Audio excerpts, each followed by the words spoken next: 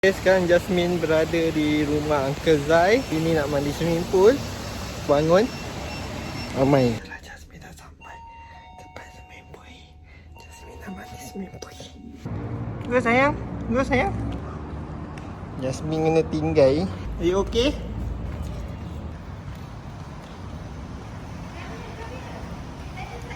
Ini sekarang nak mandi swimming pool. Tengok siap. Baju ada suit lagi, ada boya lagi nampak. Tak, kau pakai jeans masalah macam aku nak terjun. Aku belum lagi, aku ada seluar. Orang first time Jasmine nak turun swimming pool. Jasmine.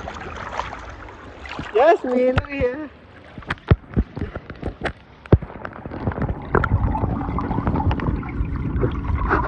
Sayang tu yang mandi.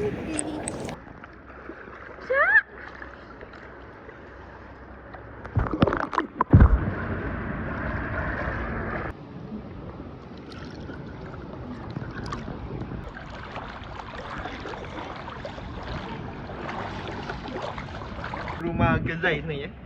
Zai. Ni apa nama tempat ni Zai? Apa nama apartmen kau ni? Z-I-Z-Z. The Ziz. So ni The Ziz punya swimming pool. So free je lah. Go. Apa tu?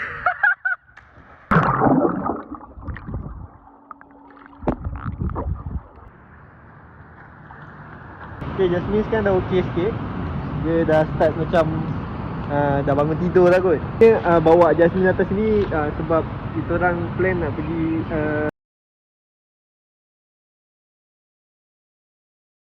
Krabi. So nak biasakan dia dengan air dulu. Sebab sebelum ni memang tak pernah pun. Baju ni dah beli masa dia umur 6 bulan lagi. So hari ni baru first time pakai.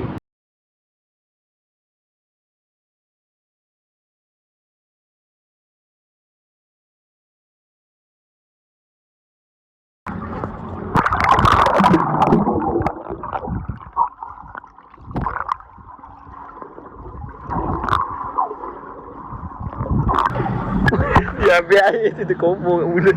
Biar air tu terkobor kat mulut. Okey, sekarang Jasmine dah tukar baju. Kita dah habis mandi swimming pool. Ni swimming pool kecil dekat bawah. Yang dekat atas tu yang besar. So Jasmine so far dia okey, dia happy. Kening ni. So jangan lupa subscribe. Bye.